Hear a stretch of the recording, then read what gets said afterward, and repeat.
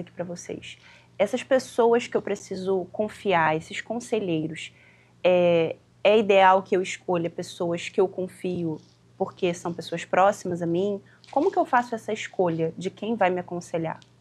Eu acho que primeiro você precisa avaliar, né? Quem está ao meu redor? Com quem eu converso mais? Obviamente, se você é casado, você conversa mais com o seu marido ou com a sua esposa. Mas pode ser que aquela pessoa, aquele marido ou aquela esposa, não seja a pessoa mais adequada para conversar com você a respeito do negócio que você quer abrir, né? Porque podem ter pensamentos diferentes. Então, você vai visualizar de repente em quem? Aquele tio ou aquele colega de trabalho, sabe aquele que senta na hora do almoço afastado, você sabe que ele já teve um negócio, mas você nunca se interessou em conversar com ele. Na sua igreja, na sua academia. Às vezes, um professor de educação física, um personal, ele pode também te ajudar, né? Até mesmo um psicólogo. O seu psicólogo, dependendo ali do que você está tratando, do que você está abordando, pode também trazer pontos que te façam refletir sobre o seu negócio. E o mais legal é que, às vezes, a gente tem a ideia de que, como você é o fruto das 5 pessoas que você mais convive, a gente está falando sempre isso aqui para massificar, você, literalmente, você vai conseguir aquele conselho de alguém perto. A gente fala muito também, quando eu digo a sociedade, né? Das crenças limitantes. E a gente sabe que as crenças limitantes, elas começam aonde? Dentro de casa.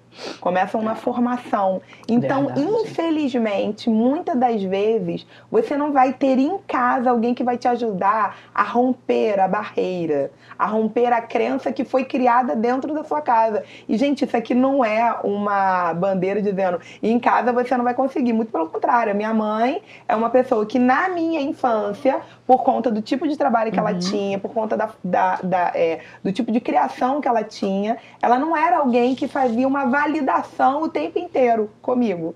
Mas eu sou a pessoa que mais valido todos os seres humanos viventes à minha volta.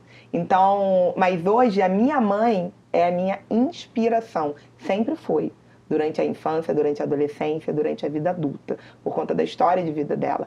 Então, eu sei que muitas pessoas elas não têm a possibilidade de ter dentro de casa uma inspiração. E às vezes a gente se perde aí, porque a gente está olhando para alguém que não teve sucesso, que não teve ânimo, que não teve êxito e que a gente ama. O fato de eu amar aquela pessoa não vai fazer com que ela seja quem vai me nutrir e me levar para mais próximo dos meus objetivos. As pessoas que são próximas a você vão fazer de você o que você quer fazer ou não.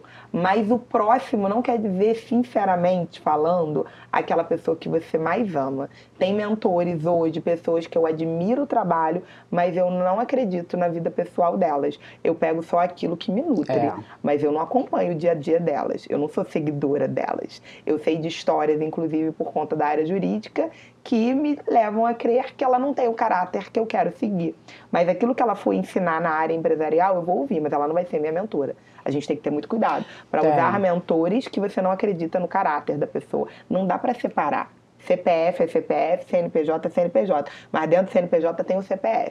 Então não vai me dizer que você é uma pessoa sem caráter, que trata as pessoas mal, que não tem empatia, mas como empresário você é uma flor do campo. O que nós acreditamos é que as 5 pessoas que te rodeiam, na verdade, que devem te influenciar, são aquelas que compartilham e perseguem o mesmo objetivo que o seu. O que você tem como meta, o que você quer alcançar? Essas pessoas precisam estar alinhadas com isso. Porque senão não vai fazer sentido. A vida, ela é execução. A vida, ela é movimento. Mas movimento em um único sentido, não são em vários sentidos. Então eu preciso ter pessoas ao meu lado que sigam também nesse mesmo trajeto que você. Hoje a gente tem falado muito de influência, né? Porque o termo hoje é uma profissão ser influenciador. E a gente precisa entender que se você não estiver influenciando, você vai estar sendo influenciado. O próximo, as cinco pessoas próximas, elas têm que estar próximas do seu objetivo. A Bianca, quando começa a andar comigo, ela fala que floresceu nela o empreendedorismo, mas sempre esteve com ela. Aquilo foi aflorado porque ela começou a andar com alguém que falava 24 horas de empreendedorismo, assim como uma vida mais saudável, inclusive. Na época eu estava saindo de um pós-período de doença e eu estava com uma vida muito mais saudável porque eu estava na ânsia. E aí a gente brincava que eu era a musa fitness do escritório. E hoje todo mundo que acompanha o Instagram sabe quem é a musa fitness do escritório. Sabe quem é aquela que é a líder, que é a chefe da corrida, que é aquela que coloca o hashtag eu não paro. Então, isso é fruto de experiências com pessoas que estavam próximos de um objetivo que ela queria. Se ela continuasse andando com alguém que fala o dia todo que estou muito cansada, eu não tenho como fazer atividade física. Todo mundo está cansado hoje. Ninguém tem tempo para fazer nada. Tempo é prioridade. Se você andar com pessoas que priorizam ir a um restaurante todo mês, você vai começar a ir a restaurantes. Se você andar com pessoas que priorizam estudar, você vai começar a estudar. Se você andar com pessoas que priorizam fazer uma atividade física, você vai acabar fazendo uma atividade física. Se você priorizar pessoas que fazem um tipo de alimentação, você vai começar a comer alguma coisa similar, seja ela boa ou ruim. Isso é influência. Influência é você estar perto de alguém que quer chegar no mesmo objetivo que você. E o interessante disso é que eu vou contar uma experiência pessoal minha. Ah, não, fofoca? E é realmente novidade. Quando a Tereza fala dessa questão da influência e a gente diz que muitas das vezes a pessoa não vai estar com você, não é aquela que vivencia diariamente, né, a sua rotina. O meu marido, ele foi empreendedor, hoje ele voltou a ser empreendedor, mas ele já havia empreendido e o negócio dele não deu certo. Quando ele conversava comigo a respeito de abrir um negócio, eu falava, não, isso aí não é bacana. Poxa, já errou, não vai ser legal. Vai fazer de Escolhe novo. uma outra coisa, né? Vamos para o corporativo. E aí, quando a doutora Gaia chega, começa a influenciar a doutora Macedo. A doutora Gaia era amiga, mas lembra, nós não falávamos de trabalho quando estávamos juntas. Então eu começo a andar com a doutora Gaia. E aí a influência de querer empreender, de querer conhecer mais, fez com que eu passasse a entender e aí sim, hoje, incentivar o meu marido a empreender. E aí a gente, ainda falando um pouquinho dessa questão do início da empresa, de como abrir uma empresa de forma sólida, queria que vocês falassem um pouquinho sobre registro de marca. Né? A pessoa ela precisa começar por isso? Isso é de fato importante ou é algo que ela pode resolver daqui a alguns anos de empresa aberta? O registro da marca, eu começo dizendo que ele nasce quando você pensa em abrir o seu CNPJ, quando você pensa em abrir a sua empresa. A doutora Gaia falou muito bem o que precisa para eu abrir uma empresa. O contador, com a parte toda fiscal, contábil, e sim, um especialista, um advogado especialista na área de propriedade intelectual que te ensine ou que não somente ensine, mas que faça para você essa conscientização de que a marca ela precisa nascer juntamente com a empresa. Se isso não acontecer de forma concomitante, o seu negócio corre um risco muito grande de ter problemas, prejuízos financeiros e até mesmo de terminar por conta dessa falha ou talvez dessa omissão sua de não querer investir, porque as pessoas acham que marca é um mero capricho para uma empresa. Supérfluo. Não é. A marca, ela é um valor necessário para sua empresa. Então, por isso a gente diz aqui na Macedo e Gaia que ela nasce junto com a abertura de uma empresa. E o mais bacana é que isso é regionalismo, né? Quando a gente fala do empresário brasileiro, a gente fala daquele que entende que ele precisa ter dinheiro para empreender. Então já começa tudo errado. Não é só dinheiro que ele precisa ter. Ele precisa ter dinheiro, ele precisa ter know-how. Ele, dependendo do que ele vai investir, não necessariamente ele precisa ter uma quantia de dinheiro que ele imaginava que ele teria. E na questão da marca, isso eu tenho aprendido diariamente com a doutora Macedo, você acredita no seu negócio? Você acredita no seu produto? Você acredita no seu serviço? Então por que você não registrou a marca? Porque só aquele que acredita registra. No direito brasileiro imobiliário, só é dono quem registra. O direito marcário é a mesma coisa. A gente viu aí nos... eu posso falar o nome do programa? Posso? Tem problema? Big Brother? Pode. Como é que é o nome do Big Brother? Tem um nome, isso é programa de... Reality show. Reality show. Reality show. Eu querendo na mesa, eu posso fazer publi. É publi.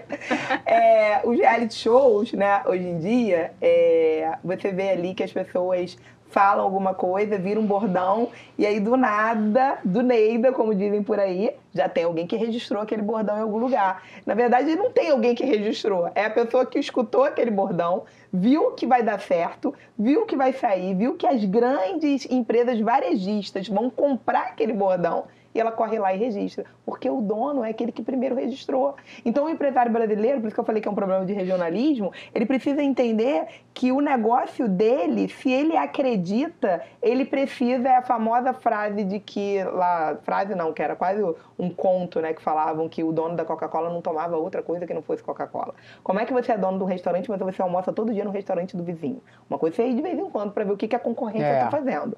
Mas você não acredita na sua comida? Você não acredita no seu funcionário, no seu cozinheiro, na sua cozinheira? Então, se você não acredita no seu negócio, desculpa, você não está preparado para vender para minha empresa.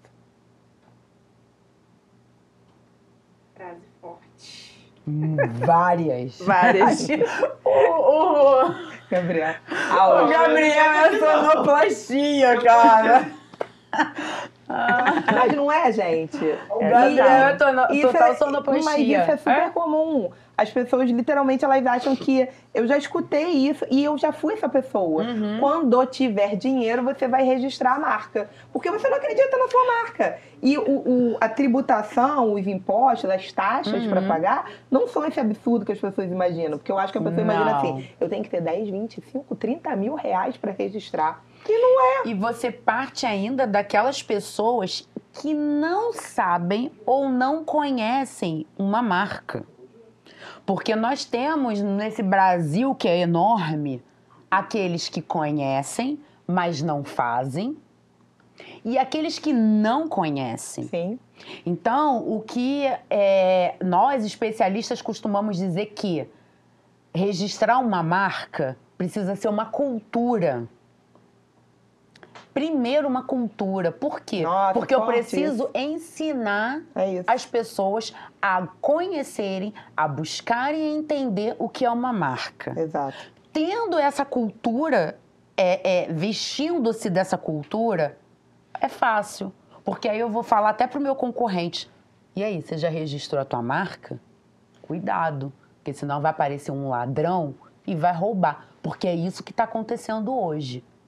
Hoje, você recebe uma ligação com oferecimento de valor, dizendo, olha, o seu negócio se chama ABC, então eu estou com essa marca registrada, te vendo por tanto.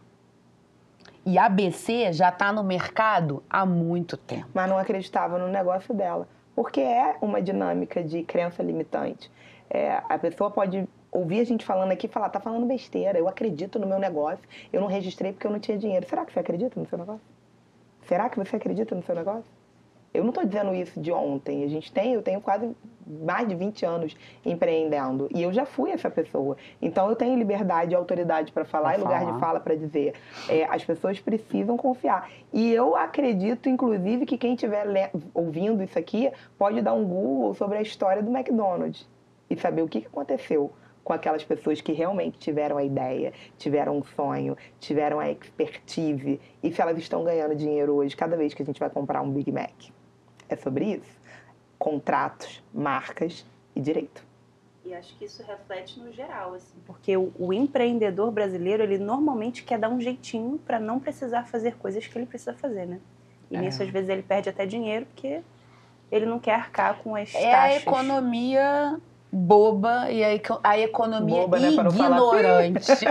Que eu também não sei se super vai poder, elegante, né? Que pode falar. Mas é a economia boba. É verdade. Mas eu acho também que tem muito disso que a Bianca falou.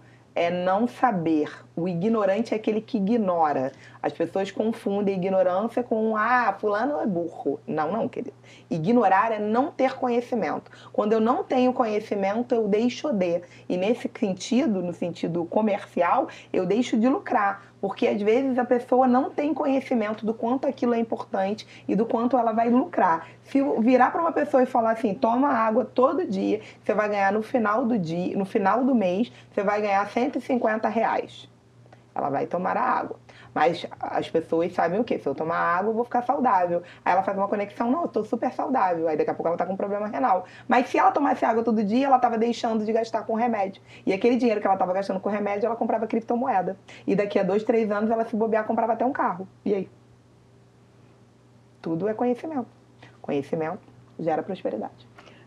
E eu já ouvi, até essa semana, né? Pode falar essa semana? Pode. Tá. Esse que mesmo, essa semana. Começar. Eu já ouvi, inclusive, falando dessa questão da cultura, porque a gente tem regiões que são regiões empreendedoras, né, no Brasil, porém, regiões que não conhecem, nem sabem como um empresário vai colocar o mundo dele no digital. Vou dar um exemplo aqui que pra gente pode ser meio esquisito, mas é real. Não saber usar os aplicativos do celular. Não saber que existe o WhatsApp Business. Nós temos empresários ainda nessa situação. Então você acha que empresários nessa situação vão falar, vão saber que é preciso registrar a marca dele? Claro que não. Então, a gente precisa, sim, trazer essa conscientização. A gente precisa, sim, conversar com os empresários e falar, olha, você está perdendo dinheiro. Deixando dinheiro na mesa. É isso. Perfeito. E aí, quando a gente vai seguindo, né, nessa questão da empresa, o que vocês acreditam que é um planejamento estratégico para que uma empresa se torne um negócio sustentável? Planejamento estratégico, eu acho que é algo que vai alinhar N situações, e principalmente a questão da metodologia. Eu acredito que não existe uma receita de bolo, mas existem coisas que funcionam para qualquer atividade e que não funcionam para determinadas atividades. Você ter uma política que você honra, você ter uma política que você valida, você pagar o que é justo, não o que a lei diz. A lei, ela tem um parâmetro, e como a Bianca bem falou, às vezes o empresário ele quer seguir a letra da lei, mas ele sabe, no feeling dele, que aquilo não é o justo. A legislação, ela não foi feita para ser justa, ela foi feita para funcionar. Se o legislador fizesse tudo que era possível para trazer justiça, a gente não conseguia fazer o cumprimento fiel das leis. Era literalmente ineficaz. Então, nem sempre a legislação ela vai trazer a justiça. E aí cabe a você, como ser humano, pensante, raciocinar e entender. Se eu estivesse naquele lugar, eu gostaria que fizesse isso comigo? Hoje eu estava conversando com uma prestadora de serviço. E ela era uma prestadora de serviço da área da beleza. E ela tem, obviamente, um carrinho de produtos que ela leva, porque ela usa a maquiagem dela. Às vezes a cliente, né, tem uma maquiagem, mas não é aquela maquiagem que vai dar certo, vai trazer a durabilidade. E aí uma das pessoas, ela disse que a cliente dela reclamou que teria que pagar o deslocamento. Era muito longe de onde ela mora e ela atende domicílio. Veja, como eu posso, como consumidor, entender que uma pessoa vai sair a quase 50 quilômetros da onde ela atende para me atender no conforto da minha residência e entender que eu não sou obrigada a pagar o deslocamento, que é o custo dela?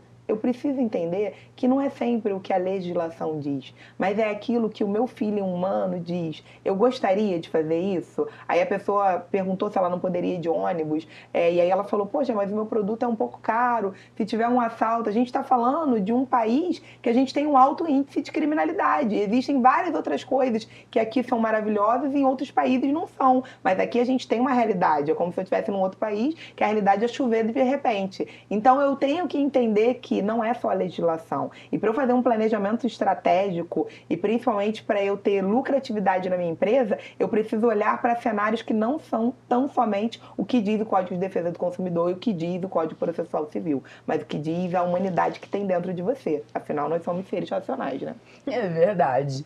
E acho que a avaliação do que você quer que a sua empresa desprenda de valores, energia, no que você vai colocar o seu time trabalhando. O planejamento estratégico requer uma análise macro da sua empresa, mas é uma análise macro com a visão de onde você quer chegar. Então, se aonde você quer chegar hoje requer que eu tenha um time de 10 pessoas ou um time de uma pessoa, isso é planejamento estratégico. Quando a gente vai entregar o imposto de renda, no final lá do programa, ele diz assim, transmitir a declaração. O que a sua marca quer transmitir? O que a sua empresa quer transmitir? Planejamento estratégico começa aí para mim. O que você quer transmitir para o seu consumidor final? Incrível. São muitos detalhes que, se a gente não prestar atenção, a gente começa do jeito errado. E aí depois vira uma bola de neve. E o que vocês podem dizer para quem está assistindo, justamente para começar do jeito certo? No caso, os erros. Quais são os maiores erros que vocês acreditam que os empreendedores cometem? Para quem está ouvindo já ficar ligado e não cometer isso. O maior erro que eu falaria, se eu pudesse falar para Tereza de 20 anos atrás, o maior erro é achar que nunca vai errar. Esse era um erro que eu tenho convicção que eu cometi muito nos primeiros anos. Eu tinha tanta paixão e tanta certeza de que eu ia acertar, que eu acabava numa arrogância de que eu nunca iria errar. E é claro que eu ia errar. Você vai errar. Na sua empresa você vai errar, na sua vida você vai errar, e quanto mais rápido você errar, mais rápido você vai acertar. Então, não se cobre tanto. Se note, se valorize, se ame e empreenda ou não. Eu entendo que os erros, eles fazem parte, obviamente, porque faz você crescer de forma madura, né? Você amadurece mais. Mas o que eu vejo muitos dos clientes, e aí a gente, óbvio, que vai dando ali a consultoria, explicando, ajudando às vezes o cliente que já está com problemas e consertando ou prevenindo, que é essa aqui a indagação, é que muitos acabam achando que o resultado vem de imediato. E que com esse resultado achando que é imediato, a pessoa faz uma série de aquisições. Ela compra dali, ela compra de cá e ela vê que o resultado não está chegando. Quando ela vai ver, ela não tem nem mais fluxo de caixa. E o que ela faz? Não tem nem mais caixa. E o que ela faz quando acontece isso? Ela parte para um outro caminho. Ela mistura o negócio dela com outros negócios até, que nada tinha a ver com o início que você começou, com o início do negócio em si. Uhum. Então, por exemplo, eu comecei com uma hamburgueria e no final eu acabo com uma casa de dança. Qual foram os erros aí?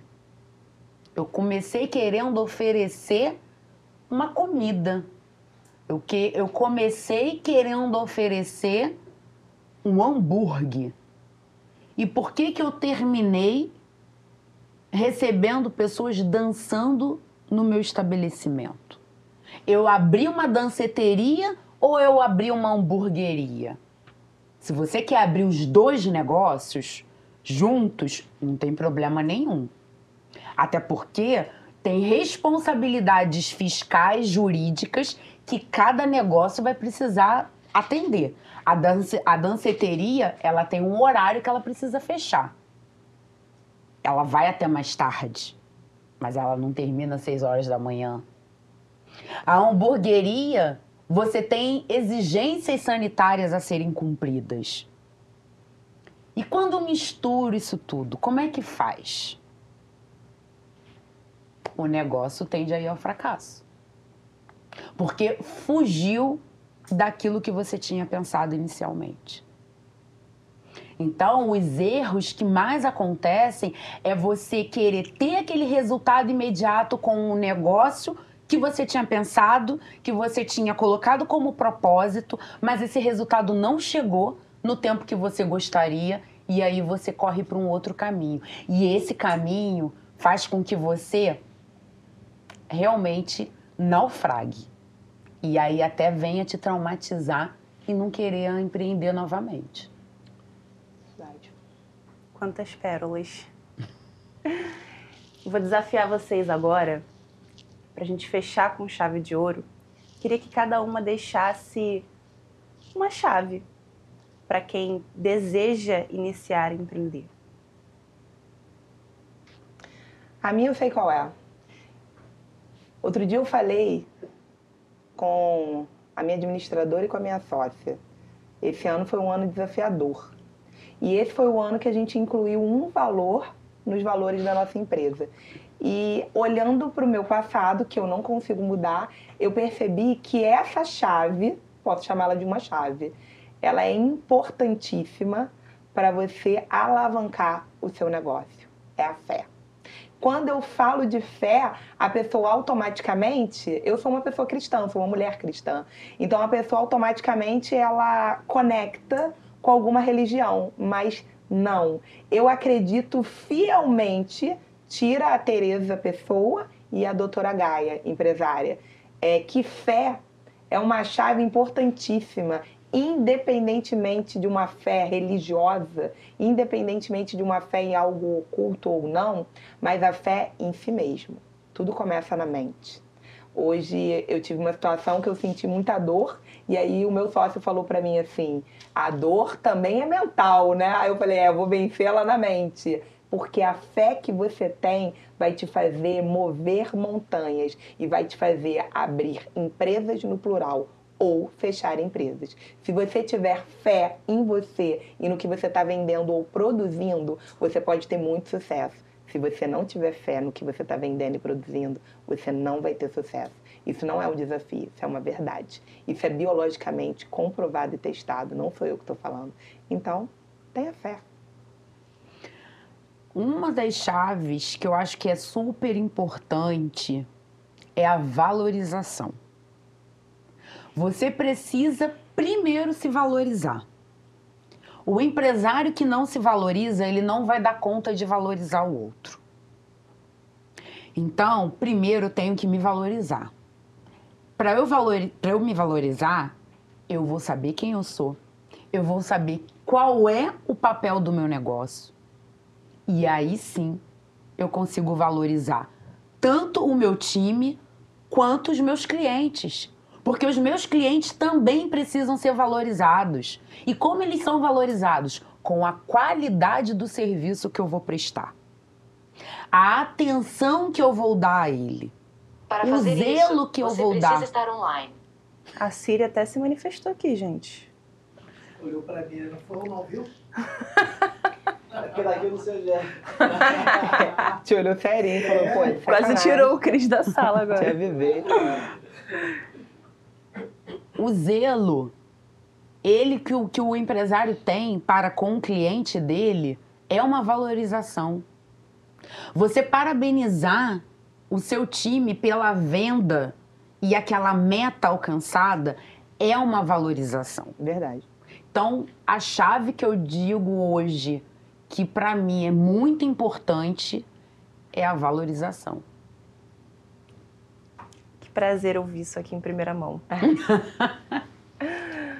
Bom, gente, nós estamos finalizando esse episódio. Espero que você tenha gostado de estar conosco. Foi um prazer receber você aqui. Não esquece de curtir, seguir esse canal, liga aí o sininho. Tudo que tiver para fazer nesse vídeo você faz. Se você quiser deixar aqui um comentário para a doutora Gaia, para a doutora Macedo, para a gente de repente trazer num próximo episódio, deixa aqui. E claro, a gente te espera no próximo episódio. Tchau, tchau.